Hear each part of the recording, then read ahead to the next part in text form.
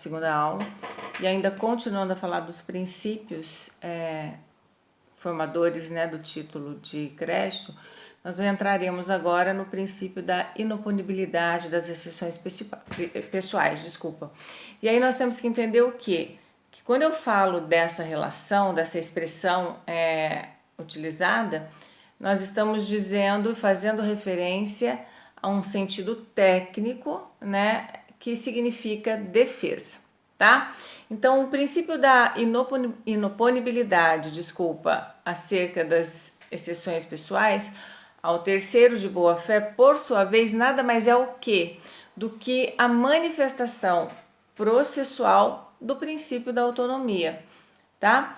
Então, nós temos que entender que, utilizando o exemplo, vamos colocar mencionado em cima, vai ficar fácil de entender. Então, olha só, se A é procurado por C e ele não paga a dívida constante no título,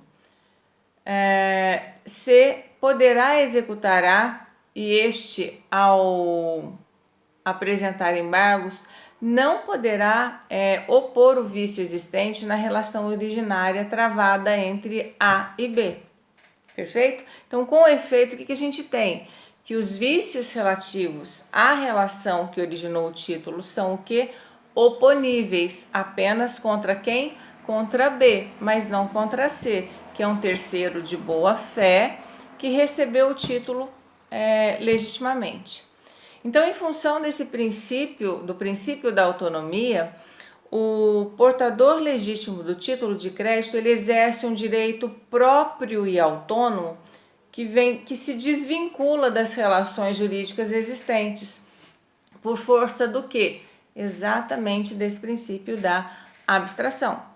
Então, o que nós podemos dizer? Que o portador do título ele não pode ser atingido por defesas relativas a negócio do qual ele não participou, né? Então, o título ele chega a ele completamente livre de vícios que eventualmente adquiriu em relações passadas, anteriores, ok?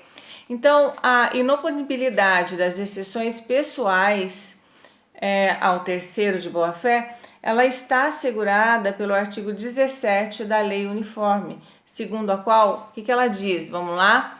As pessoas acionadas em virtude de uma letra não podem opor ao portador exceções fundadas sobre as relações pessoais delas com o sacador ou com os portadores anteriores, a menos que o portador, ao adquirir a letra, tenha procedido conscientemente em detrimento do devedor.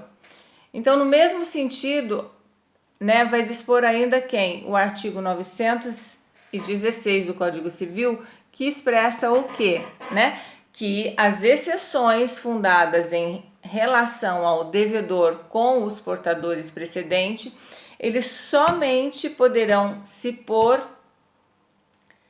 ela somente poderá se por ele opostas ao portador, se este, ao adquirir o título, ele tiver agido,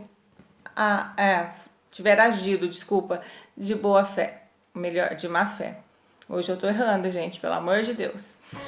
Então, vale ressaltar o quê? Que a boa fé ao portador do título, ela se presume. Então, por essa razão, se o devedor ele quiser opor exceções pessoais contra ele, deverá se desvincular do ônus de provar a sua má-fé, demonstrando, por exemplo, que houve um conluio entre o qual o portador do título e o seu antigo titular, né? Então, não demonstrada a má-fé nesse caso, as exceções pessoais, elas são oponíveis ao terceiro de boa-fé, que exercerá seu direito de crédito sem ser atingido por nenhum vício ligado às relações anteriores. Então, as defesas que o devedor pode opor a um terceiro de boa-fé, elas se resumem basicamente em quê? Naquelas que digam respeito às relações diretas entre eles. bem como nós podemos colocar as relações eventuais alegáveis ou em alegações relativas de vício de forma de título, onde o que? O próprio conteúdo literal da carta, onde existe também a prescrição, a falsidade e entre outras coisas aí da questão dos títulos, tá? Então a gente tem que ressaltar ainda que alguns autores eles confundem a abstração como um subprincípio do regime do jurídico cambial. E a abstração que caracteriza os chamados títulos de créditos abstratos que não têm a sua emissão condicionada a certas causas previstas em leis, o que ocorre apenas com os títulos causuais, desculpa. Bom, o que a gente tem que lembrar então a respeito disso? O que nós vimos na nossa aula de hoje, né? Que nós temos algumas características e alguns princípios. Nós vimos que o princípio da literalidade é o princípio que confere exatamente o valor expresso no documento, né? E que o princípio de autonomia, nós temos que nele as obrigações do título são independentes entre si, né? O vício de uma obrigação não contamina a outra, ok? E pelo princípio da abstração, nós podemos perceber o quê? Que o título ele se desvincula do negócio que motivou sua emissão, né? Então a abstração ela não é característica de todos os títulos de crédito. Há títulos causais que somente podem ser emitidos a partir de determinado negócio jurídico.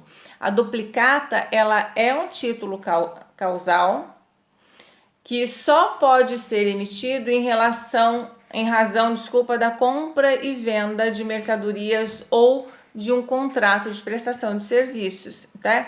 Então a letra de câmbio, o cheque, a nota promissória são títulos abstratos que impedem da causa que os originou, tá? Ou melhor, que independem. Já o princípio da inoponibilidade das exceções pessoais, as exceções pessoais dos contratantes entre si, elas não podem ser opostas ao terceiro. O que isso quer dizer? Que o devedor ou os coobrigados, eles não podem recusar o pagamento do título em razão de exceções pessoais que tinham em face de um terceiro, ok? Grande abraço para vocês, até semana que vem.